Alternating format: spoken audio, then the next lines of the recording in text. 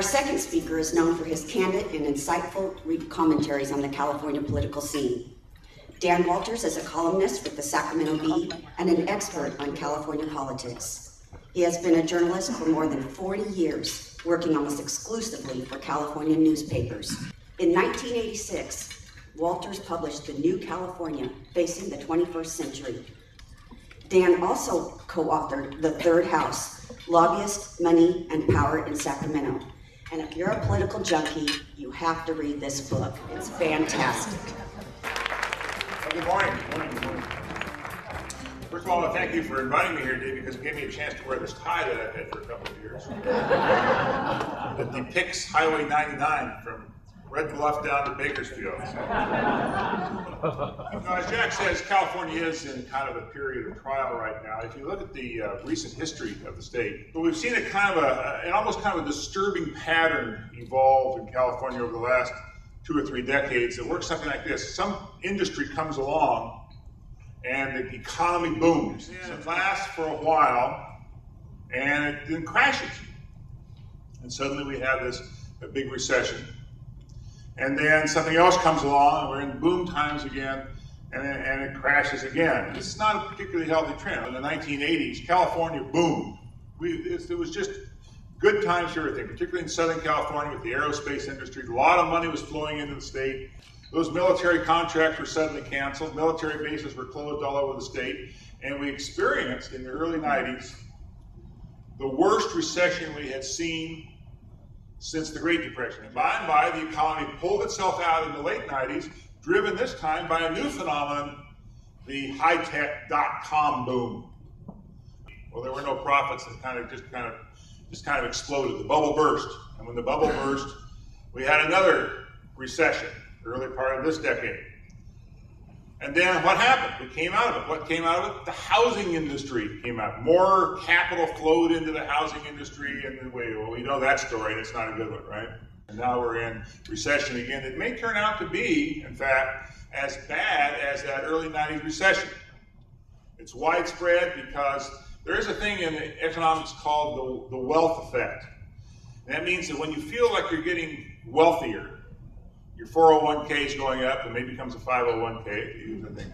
And your housing pricing, you've seen those 20% a year gains in theoretical housing values and all that stuff. You feel wealthier, you do the numbers, you don't ever tell anybody about it. You do oh my God, I'm really rich. It's called the wealth effect. People spend because they feel wealthier.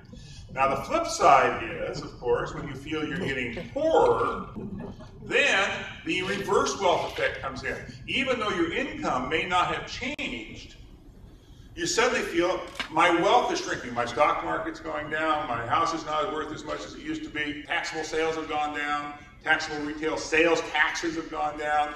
And because we have a revenue system for the state that's inordinately, very important thing, inordinately dependent on the personal income tax.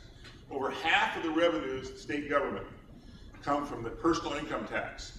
We're seeing the anti-wealth effect take hold in California, and it's not a pretty picture. What will happen to pull California out of this recession? Now, I said we've been in kind of this boom and bust cycle now for several decades. What will be the next generator of the California economy? And California has, frankly, both liabilities and assets.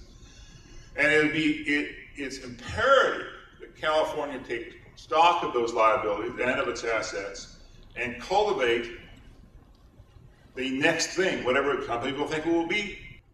Unfortunately, that then conflicts with our other problem, which is that public resources are going to be very scarce in California for the foreseeable future.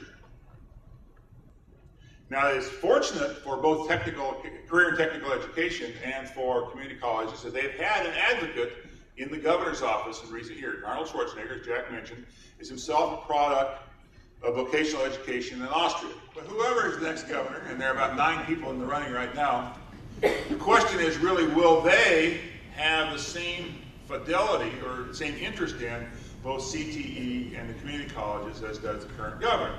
And I think the chances are that they probably won't, at least naturally. And it'll be incumbent upon those who value career and technical education and understand that, as Jack says, it may be the key to doing something about California's really horrendous high school dropout rate. We know at least a quarter of the kids who enter the 9th grade never finish high school. And it truly may be higher than that, because that doesn't count the ones who drop out before they get to the 9th grade. Anybody who values both CTE and community colleges, and CTE in community colleges for that matter, to redouble the efforts to keep the support flowing to those programs that are cost effective, beneficial to the community, and certainly beneficial to their students, because the competitiveness, the atmosphere of competitiveness in Sacramento will be absolutely fierce for years and years to come as the state tries to adjust to this new model of having even less money to go around than it's had in the past. Thank you very much. Rounding out the panel is Tom Crow. State Center's emergence as a leader in career and technical education and workforce development can be credited to the vision of its chancellor, Dr. Thomas Crow. Dr. Crow is charged with guiding the multi-campus district as it grows and reaches new levels of student success. Prior to his appointment as chancellor, Dr. Crow served as president of Reedley College for 7 years. Tom's long history in education includes a broad spectrum of experience in K-12. He is active in numerous civic and professional organizations. He holds Bachelor of Arts and Master of Arts degrees in physical education from CSUF and a Doctor of Philosophy in Education from Arizona State University. A couple of years ago, we had many of you here in this exact room for what we call the Workforce Development Summit. And if you'll remember, we asked you 2 questions. We asked you, first of all, what is your business going to look like in the next 5 years? And the second question was, what can we do to help? What we'd like to do today is give you a little bit of our progress to date.